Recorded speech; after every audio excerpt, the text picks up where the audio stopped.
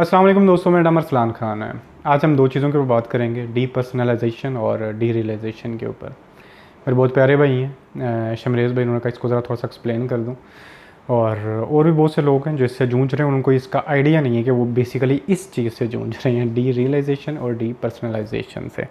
अब पहली चीज़ तो ये है कि ये होती क्या है और क्या ये सिर्फ आप लोगों के साथ है। अब जितने लोग भी जो जिस किस्म की भी मेंटल डिजीज़ का शिकार हैं, मेंटल इलनेस का शिकार हैं, वो कहते हैं एंग्जाइटी डिसऑर्डर है, पैनिक डिसऑर्डर है, शिज़ोफ्रेनिया है, जिसको बाइपोलर है, ओसीडी, जिसको भी है, उनमें से आलमोस्ट 50% लोगों को आइदर दे आर फीमेल और मेल, एक ना एक दफ़ा ये दोनों चीज़ें लाजमी होती हैं। ठीक है, इसलिए first of all you are not alone.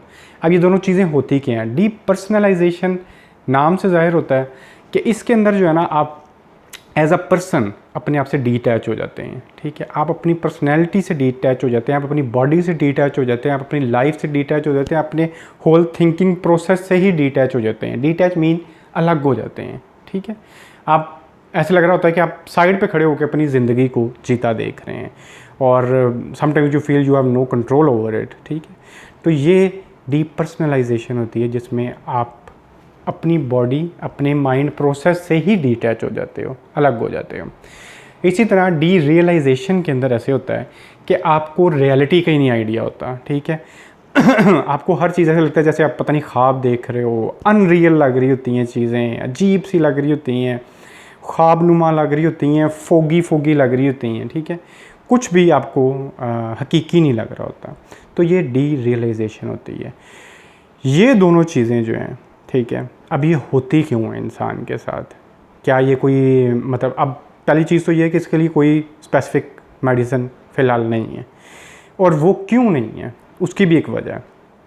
क्योंकि आप किसी भी ट्रॉमा से गुजरे हैं, बेसिकली आपकी एंजाइटी होगी, डिप्रेशन हो गया, कोई भी मेंटल जो भी आपके साथ स्ट्रेस गुजर रही है, वो आपके ऊपर एक ट्रॉमा ही होता है। वो स्ट्रेस आपके दिमाग के ऊपर इतना बोझ डाल देता है, तो आपका दिमाग जो है ना, ये उसका डिफेंस मैकेनिज़्म है। गौर से सुनिएगा, ये आपके दिमाग का ही एक डिफेंस मैकेनिज़्म है जिसमें ये इतनी स्ट्रेस ले जाता है, इतनी खौफ, फियर, सारी चीज़ें ले जाता है कि ये आपको उससे अलग करके दिखाना चाहता है चीज़ों को, वो आपको अनरियल कर देता है चीज़ें। जिस तरह मेडिटेशन के अंदर मैं आपको अक्सर बोलता हूँ कि अपनी सोचों को ना दूर खड़े होकर देखें, आप ऑब्ज़र्व करें। ठीक है, क्योंकि बड़ा नेचुरल वे है अपनी थॉट्स को, अपने इमोशंस को कंट्रोल करने का। तो जब हम खुद से नहीं ये कर पा रहे होते हैं ना, हम खुद से मेडिटेट नहीं करते, खुद से इन सारी चीज़ों को नहीं कर रहे होते, तो हमारा जो दिमाग है जो ऑलरेडी इतना स्ट्रेस्ड आउट होता है, वो फिर जो है ना, वो ज़बरदस्ती आपके साथ ये चीज़ें करना शुरू हो जाता है। ठीक है, इस चीज़ को समझना है आपने। But this is hectic. और जिस तरह बिल्कुल इसी तरह एंग्जाइटी जो है, वो बेसिकली इंसान की खुद बनाई हुई होती है, एवॉल्व हुई हुई चीज़ है, जिसको फाइट टू फ्लाइट मोड बोलते हैं। इंसान ने खुद उसको डेवलप किया है। वो और बात है, आज जब डिसऑर्डर बन के हमारे आगे आ गई, आज हमें उसकी ज़रूरत नहीं भी है ना, वो हमारी ज़िंदगी जन्म करती रहती है बैठ के। बट बेसिकली वो इंसान ने खुद अपने अंदर डेवलप की थी। बट आज वो हमें चिमड़ी हुई यार तंग करती है।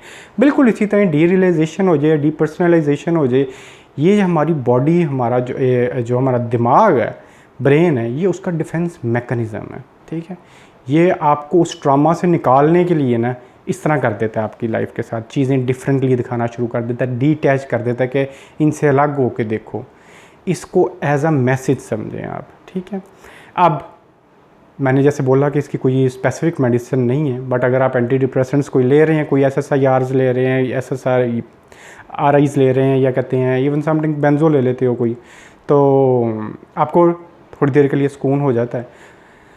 बट अगेन इसकी स्पेसिफिकली कोई मेडिसिन नहीं है कि आप खाओ और आपका ये डीपर्सनलाइजेशन और डी रियलाइजेशन ठीक हो जाए। अब इसका इलाज क्या है? ट्रस्ट मी, इसका एक ही सबसे बेहतर इलाज है, और वो ये है कि आप रियल फील करना शुरू हो। किस तरह? अपने अंदर जो भी चीज़ें हैं कि ये इसको बोलते हैं टॉकिंग थेरेपी ना, तो आप बोलते जाओ। आप कोई ऐसा इंसान, अब यहाँ पे हमारे साथ मसला ये है कि प्रॉपर काउंसलर्स होते नहीं हैं, या प्रॉपर जैसे कहते हैं साइकाइट्रिस्ट या साइकोलॉजिस्ट, जो भी आपके जो आपको बैठ के सुन सके, आपकी थेरेपी कर सके। ठीक है, जो हैं वो बेचारों को खुद कहना तो नहीं चाहिए, मैं खुद उनके पास जाता रहूँ तो आई नो कि वो किस तरह क्या करते हैं। तो बट फिर भी आपके पास कोई ऐसा इंसान है जो आपके पास है, talk to him, talk to her. मतलब जैसे कि बोलते हैं ना, एक्चुअली में अपना दिल खोल के रख देना, बोलते जाएं, जो फील होता है उसको बोलते जाएं।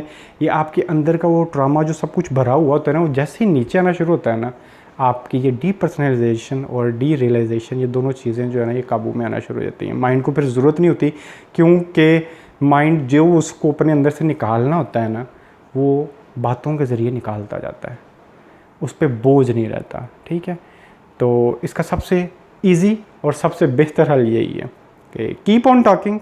कोई ऐसा इंसान जो आपकी बात सुनता हो, आपको समझता हो, उससे डिस्कस करें, तो आपका ये मसला हल हो जाएगा। आज के लिए इतना ही। बात अच्छी लगे तो नीचे लाइक और सब्सक्राइब कर सकते हो। अल्लाह हाफिज़।